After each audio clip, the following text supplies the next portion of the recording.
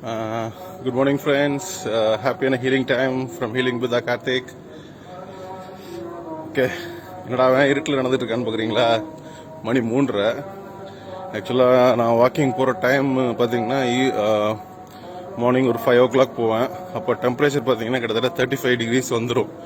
இப்போயே டெம்பரேச்சர் பார்த்தீங்கன்னா 31 degrees இருக்கு. ஸோ ரொம்ப டயர்ட் ஆகிற மாதிரி இருந்துச்சு.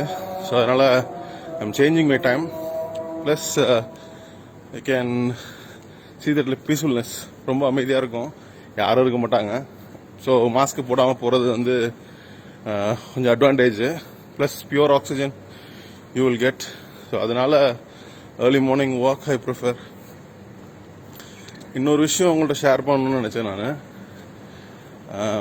ஃப்ரெண்ட்ஸ் எல்லாம் கூட கேட்டாங்க, ஏன்டா இவ்வளோ காலையில் இருந்துச்சு போல தூங்கவே மாட்டேன் நீ. தூங்குறது வந்து பார்த்தீங்கன்னா கண்டிப்பாக நான் வந்து நேற்று எத்தனை மணிக்கு படுத்தேன் நான். ஆக்சுவலாக வந்து 10 o'clock படுத்துட்டேன். கத்தா டைம்னு சொல்கிறேன் நான். 10க்கு படுத்தாச்சு. 10 படுத்துட்டு 3 o'clock 3:15 இருந்துச்சிட்டேன். 5 hours 6 hours நல்லா டீப் ஸ்லீப்பு, எந்த ஒரு டிஸ்டர்பன்ஸும் இல்லாமல் இருந்துச்சு. இதை வந்து ஏன் சொல்ல வரேன்னா, நம்ம உடம்பு வந்து பார்த்தீங்கன்னா ஒரு சில விஷயத்துக்கு அடாப்ட் ஆயிடுது. ஏன்னா எனக்கு தூங்கினா தான் எந்திரிச்சு வேலை செய்ய முடியும் அப்படின்ற ஒரு கட்டாயத்துக்கு போயிடும் உங்களுக்கு. இப்போ இந்த மாதிரி சேலஞ்சு, சின்ன சின்ன சேலஞ்சஸ் நம்மளை வந்து என்னென்னா, பாடியை வந்து சரி நம்ம நினைக்கிற டைம் எந்திரிக்க முடியுதான்னு பார்க்கணும். அலாமுக்கு முன்னாடி எந்திரிக்க முடியுதா, அந்த மாதிரி விஷயங்கள்லாம் நான் ட்ரை பண்ணுவேன். ஸோ சின்ன சின்ன சேலஞ்சஸ் எல்லாமே அதெல்லாம். ப்ளஸ் இன்னொன்று வந்து என்னென்னா, நமக்கு லைஃப் வந்து ரொம்ப ஈஸியாகிடுச்சு. இப்போ சப்போஸ் நீங்கள் இமேஜின் பண்ணுங்களேன், நீங்கள் காட்டில் இருக்கிறீங்க, நைட் நிம்மதியாக தூங்க முடியும்.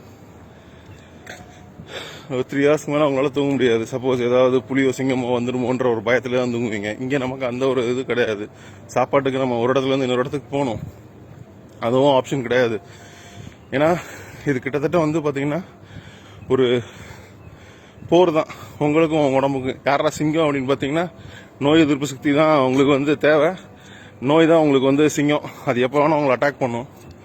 ஸோ அதுக்கு நம்ம சேலஞ்சிங்காகவே இருக்கணும் எப்போதுமே உடம்பு.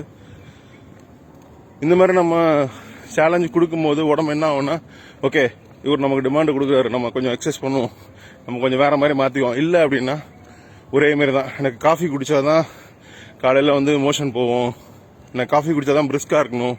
அது எல்லாமே பார்த்தீங்கன்னா இங்கே சம்மந்தப்பட்டது, உங்கள் பிரெயின் சம்மந்தப்பட்டது. ஸோ அதை வந்து பிரேக் பண்ணுங்கள். அதேமாரி வந்து என்னால் முடியும்னு நினச்சிங்கன்னா start from the first step. Morning எந்திரிச்சு எய்தர் நீங்கள் வந்து மொபைலுக்கு போக போகிறீங்களா, இல்லை வந்து உங்கள் வாக்கிங் ஷூக்கு போக போகிறீங்களா, 2 விஷயம் தான் நீங்கள் யோசிக்கிறது. ஸோ நான் வந்து எல்லாத்தையும் வந்து ரொம்ப நேரம் வாக் பண்ணணும்னு நான் சொல்லலை. நான் பேசிக் ஒரு 15-20 minutes உங்களால் வாக் பண்ண முடியுமா? வீட்டில் மாடியில் ஃபிகர் ஆஃப் 8 போட்டானுங்க, இல்லை படிக்கட்டு இருக்கா ஸ்டெப்ஸ் ஏறி இறங்குங்க. சரி, இல்லை முக்கியமான கால் பண்ணணுமா, கால் பண்ணும்போது உட்காந்துட்டு பண்ணாதீங்க, வாக் பண்ணிட்டே பேசுங்க. அதுவும் உங்களுக்கு ஃபிசிக்கல் தான். பட் என்னன்னா, ஃபோன் பேசும்போது உங்கள் மைண்டு ஃபுல்லாக ஃபோனில் இருக்கும், எக்ஸசைஸில் இருக்காது. ஸோ அதனால் அந்த மாதிரி விஷயங்கள் மாற்றிக்கோங்க.